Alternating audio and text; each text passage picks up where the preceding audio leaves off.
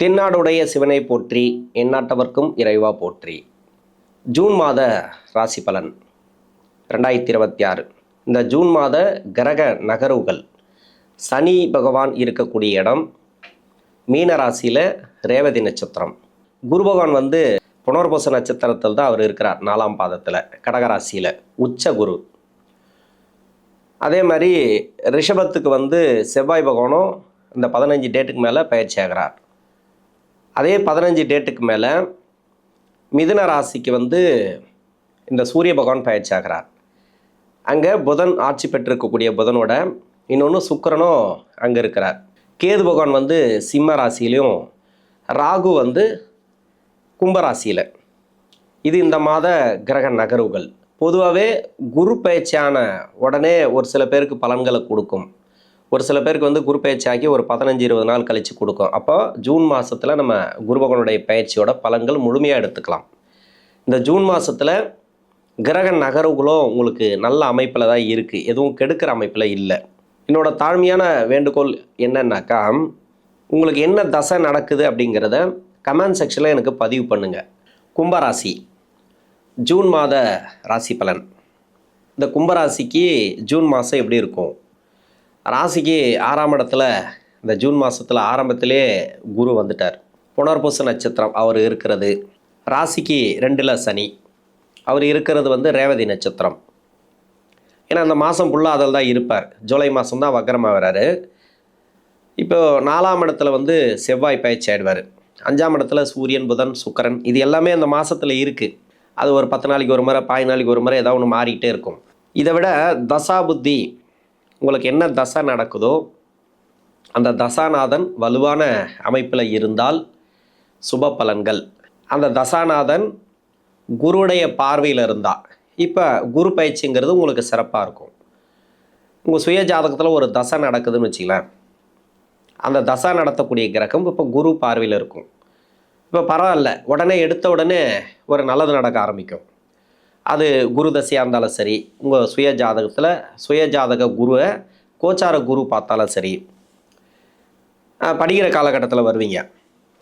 அதே மாதிரி சனி தசை, அந்த சனியை இப்போ பார்க்குற சனி தசையில் இருக்கிறவங்களுக்கெல்லாம் சூப்பராக இருக்கும், இந்த கும்பராசியில் இருக்கிறவங்களுக்கு. அதுக்கப்புறம் புதன்லாம் இப்போ கூட தான் இணைஞ்சிருவார். கிட்டத்தட்ட பார்த்தீங்கன்னாக்கா அந்த மாத கடைசியில் குருவோட போயிடுவார், குருவுக்கு நெருக்கமாக போயிடுவார். நீங்கள் அப்படி தான் எடுத்துக்கணும். இருந்தாலும் இது மாதிரி இப்போ கும்பராசிக்கே நல்லா இருக்குன்னு எடுத்துக்கலாம் இல்லையா? தசா நடத்தக்கூடிய கிரகம் எல்லாமே ஒன்று குருவுக்கு அருகில் இருக்குது, குருவோடைய பார்வையில் இருக்குது. ஒருத்தர் குருவாகவே இருக்கார், அதனால் 6ஆம் இடத்துல மறையக்கூடிய குரு உச்ச வீட்டுக்கு போயிருக்காரு. ஒரு சில பேருக்கு பயத்தை கொடுத்துருக்கு, பதட்டத்தை கொடுத்துருக்கு. என்ன ஆகுமோ ஏதாகுமோ, ஏன்னா ஏற்கனவே நிறைய கஷ்டப்பட்டுன்னு வரீங்க இந்த கும்பராசியில் இருக்கிறவங்க. 7.5 சனி, 2ஆம் இடத்துல சனி. அதாவது ஒரு சில பேர் பிரித்து பார்க்குறாங்க அதை, விரயம், ஜென்ம சனி, பாத சனி. ஆனால் ஒவ்வொரு பயிற்சிக்கும் ஜென்ம சனி அதை கொடுப்பாரு, இது கொடுப்பாரு. இன்னொன்று 2ஆம் இடத்துக்கு வந்தாருனாக்கா அதை கொடுப்பாரு, இது கொடுப்பாரு, எல்லாமே சொல்லிக்கலாம் நம்ம. இன்னொன்று 7.5 சனி ஆரம்பிக்கும் போது இவர் ராசியாதிபதி, இவர் எதுவும் செய்ய மாட்டார் அப்படின்னு சொன்னாங்க. ஆனால் அந்த 7.5 சனி என்ன பண்ணி வச்சிருக்கு அப்படின்ட்டு கும்பராசிக்காரங்களை கேட்டால் தெரியும். எவ்வளோ கஷ்டப்பட்டிருப்பீங்க, சொல்ல முடியாத துயரங்கள், அதிலேருந்து மீண்டு வர போகிறீங்க. இப்போ படிக்கிற காலகட்டத்தில் இருக்கிறவங்களுக்கு படிப்பு ரீதியாக நிறைய பேர் சொல் பேச்சு கேட்காமல் இருக்கிறது, மந்த நிலையை கொடுத்துருக்கு. இது எல்லாமே இப்போது பரவாயில்ல. ஏன்னா 7.5 சனி போயிட்டுருக்குன்னா அந்த சனி பகவானுக்கு குரு பார்வை ஓரளவுக்கு கண்ட்ரோல் ஆகும். உங்களுக்கு தசையை விட இப்போ கோச்சார குரு பார்வை உங்களுக்கு சிறப்பாக இருக்கும். தசை தான் வலுவாக இருக்குது அப்படின்னா, ஒரு நார்மலாக இருக்குன்னா பரவாயில்ல, ரொம்ப மோசமாக இருக்குன்னாக்கா கொஞ்சம் கண்ட்ரோல் ஆகும். கும்பராசியில் இருக்கக்கூடிய மாணவர்கள் அந்த படிக்கக்கூடிய காலத்தில் சொல் பேச்சு கேட்காம இருக்குது, வெளியே சொல்ல முடியல, வெளியே சொல்ல முடியாமல் தவிச்சிட்ருக்காங்க. வேறு வழி இல்லை. இது நேர கொடுமையா, இல்லை இந்த பசங்க இப்படி தான் பண்ணுவானுங்களா, இல்லை நம்ம வளர்ப்பு சரியில்லையா அப்படின்ற மாதிரி பல கோணத்தில் யோசிக்க ஆரம்பிச்சிட்டாங்க. இது 7.5 சனியோட தாக்கம், அவ்வளோதான். வளர்ப்பு சரியில்லைன்னுலாம் சொல்ல முடியாது. இன்னொன்று தசைக்கு அந்த சனி பகவான் கொடுக்குற பலன் இது சுய ஜாதகத்தில் இருக்கும். இந்த குரு பார்வை இந்த படிக்கக்கூடிய காலத்தில் ஒரு சிறப்பான ஏற்றங்களை இந்த மாதத்தில் கொடுக்கும். எப்படி பார்த்தாலும் இப்போ உயர் படிப்புக்காக முயற்சி பண்ணுறீங்க, அதுக்கு வீட்டில் ஒரு சப்போர்ட் கிடைக்கும். நீங்கள் லோன் கேட்டிருந்தால் அந்த லோன் கிடைக்கும். படிப்புக்காக எந்த ஒரு உதவி கேட்டிருந்தாலும் சரி, அந்த உதவி கிடைக்கும். ரொம்ப கஷ்டப்பட்டு படிக்க வைக்கிறாங்க.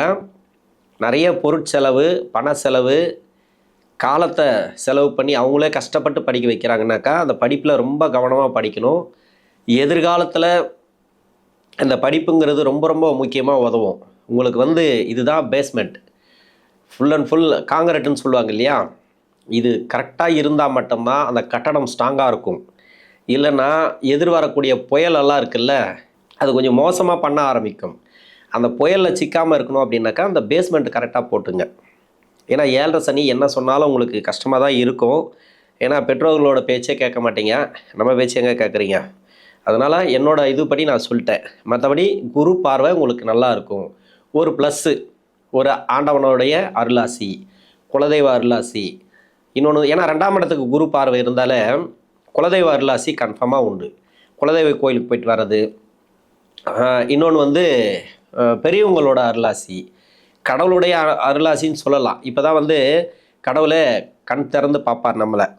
அது மாதிரி இந்த கும்பராசிக்கு படிக்கிற காலகட்டத்தில் ஒரு புத்துணர்ச்சியை கொடுக்கும், ஒரு முழுமையான யோகத்தை கொடுக்கக்கூடிய டைம், எடுக்கக்கூடிய முயற்சிகளில் வெற்றி வாய்ப்பை பெறக்கூடிய டைம். இன்னொன்று பார்த்தீங்கன்னாக்கா, படிப்பை முடிச்சுட்டு வேலை தேடக்கூடிய இடத்துல இருந்தீங்கன்னாக்கா புதிய வேலை வாய்ப்புகளை கொடுத்துரும். இப்போ தான் படிப்பு முடிச்சுட்டு வெளியே வரேன் சார், வேலை தேடிட்டுருக்கேன். 7.5 சனி முடிகிற காலம், அதையும் நம்ம கணக்கில் எடுத்துக்கணும். 1 வருஷம் இருக்கு இல்லையா, இந்த ஜூன் மாதத்தில் நடக்கிறத நம்ம சொல்லலாம், 1 மாதத்தில் இது நடக்கும்னு சொல்லிடலாம். ஒரு சில பேருக்கு நடக்கவே இல்லை, தடையாக இருக்குது அப்படின்னாக்கா, ஒன்று தசா முடிஞ்சு இன்னொரு தசா ஆரம்பிக்கிறவங்களுக்கு கொஞ்சம் கஷ்டம்தான். அந்த 6 மாதம் இருக்குதுன்னு வச்சிங்களேன், அந்த தசா முடிகிற டைமு இன்னொரு தசை ஆரம்பிக்க, ஏதோ ஒரு தசை, குரு தசை முடிஞ்சு சனி தசை ஆரம்பிக்கலாம், இல்லை சனி தசையோட சென்ற பகுதி ஆரம்பிக்கலாம். அந்த 10 வருஷம் முடிஞ்சு 11ஆவது வருஷம், அதாவது சனி தசை சுக்கிர புத்தியில் இருக்கிறவங்களுக்கு. இன்னொன்று சனி தசை முடிஞ்சு புதன் தசை ஆரம்பிக்கலாம்.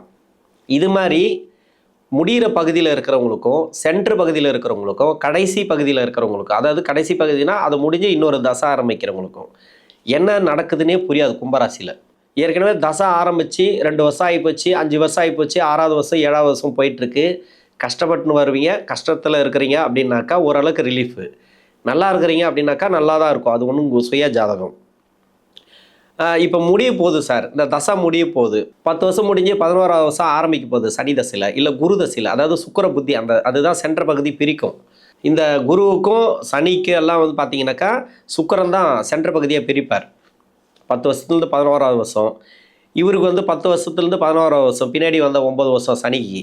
இதை பிரிக்கிறதெல்லாம் அந்த சுக்கிர புத்தி தான் சென்ற பகுதியில்.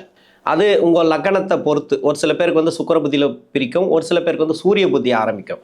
இது மாதிரி லக்ன நட்பு லக்னத்தை பொறுத்து, இல்லை பகை லக்னை பொறுத்து, இது மாதிரி இருக்கிறவங்களுக்கு இப்போ ஒரு சில மாற்றங்களை நீங்கள் பார்க்கலாம். சென்ட்ரு பகுதியில் இருக்கிறவங்களுக்கு அப்படியே போகும், ஓரளவுக்கு போகும், வேலை நல்லபடியாக போயிட்டுருக்கா, நல்லபடியாக போகும். வேலை கிடைக்கல, வேலை கிடைக்கும், முயற்சி பண்ணியிருந்தா. நீங்கள் பெரிய மாற்றங்கள் எதிர்பார்க்குறவங்க இது மாதிரி இந்த சுக்கிர புத்தி அந்த சென்ட்ரு பகுதி இருக்கு இல்லையா, குரு தசையோ சென்ட்ரு பகுதியோ இல்லை சனி தசை சென்ட்ரு பகுதி, இன்னொன்று புதன் தசையில் செவ்வாய் புத்தி, கடுமையான பகை கிரகம் புதனுக்கு எதுனாக்கா செவ்வாய் தான். அந்த செவ்வாய் புத்தியில் தான் பிரியும்.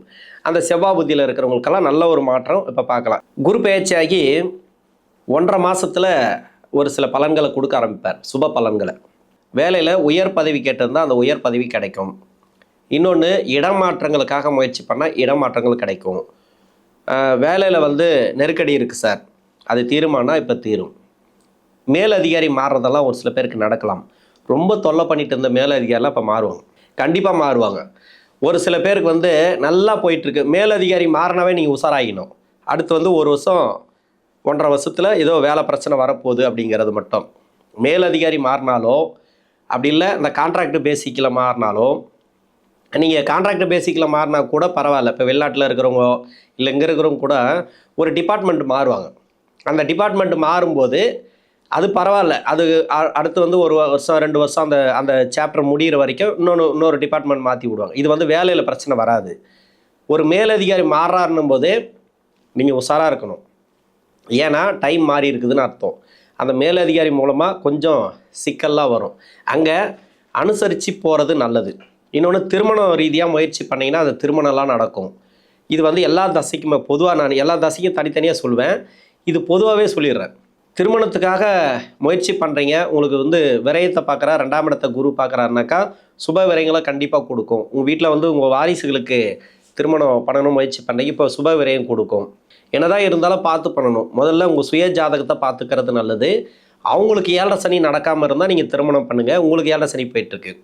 ஒருத்தருக்கு 7 சனி போகுது அப்படின்னாக்கா திருமணம் தாராளமாக கூடி வரும். வீட்டில் 2 பேருக்கு 3 பேருக்கு வீட்டில் 7 சனி போச்சுன்னா கூடி வராது. அப்படி கூடி வந்தால் அதில் வந்து ஏதோ ஒரு சிக்கல் இருக்குன்னு அர்த்தம். அதை நீங்கள் பார்த்துக்கணும். மெயினாக வந்து அந்த ஜாதகத்தை செக் பண்ணுறது நல்லது.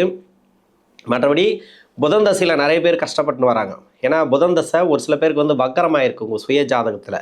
அவங்களுக்கெல்லாம் 8ஆம் அதிபதி தசை, ஒன்று 6ல் மறைவு ஸ்தானத்துலேருந்து தசை பண்ணுவார். சொந்த நட்சத்திரத்துலலாம் இருக்கலாம், இல்லைன்னு சொல்லலை. அதாவது 8ஆம் அதிபதி நட்சத்திரம், இன்னொன்று வந்து 7 சனி வரும்போது நிறைய பிரச்சனை கொடுத்துருக்கலாம். வேலை ரீதியாக வேலை மாறி இருந்தால் கூட அந்த வேலைங்கிறது கொஞ்சம் ஆசிலேஷன் இருக்கும். எப்படி பார்த்தாலும் எதிர்பார்த்த மாதிரி இருக்காது. கொஞ்சம் அனுசரித்து போங்க, 1 வருஷத்துக்கு அனுசரித்து போங்க வேலையில். மற்றபடி கணவன் மனைவிக்குள்ள ஒற்றுமை இது எல்லாமே இந்த காலகட்டங்களில் நீங்கள் எதிர்பார்க்கலாம், சிறப்பாக இருக்கும். மற்றபடி குருவுடைய பார்வை உங்களுக்கு நல்லா இருக்குது. கோச்சார கிரகங்களில் 4ஆம் இடத்துல செவ்வாய் போகிறதெல்லாம் வந்து இடமாற்றங்கள், வேலை மாற்றங்கள், அப்படி இல்லைனாக்கா வேலையில் இருக்கக்கூடிய நெருக்கடி மாறும், வேலை நல்லாயிருக்கும். நல்லபடியாக போயிட்டுருக்கு, வேலை மாறும்னு சொல்கிறீங்களா சார், வேலை மாற்றம்னு சொல்கிறீங்களே அது பயமாக இருக்குது அப்படின்னு கேட்காதீங்க. வேலை நல்லபடியாக போயிட்டுருக்குன்னா நல்லாயிருக்கும். இன்னும் உங்களுக்கு சப்போர்ட் கிடைக்கும். நல்லபடியாக அந்த போக்குவரத்து அது முன்ன இருந்த பிரச்சனைகள் இருக்காது, எதிர்ப்பு இருக்காது, சொல்கிற பேச்சு கேட்டு வேலை பார்ப்பாங்க. அது மாதிரி நிறைய ஒரு நல்ல ஒரு முன்னேற்றம் அந்த டைமில்.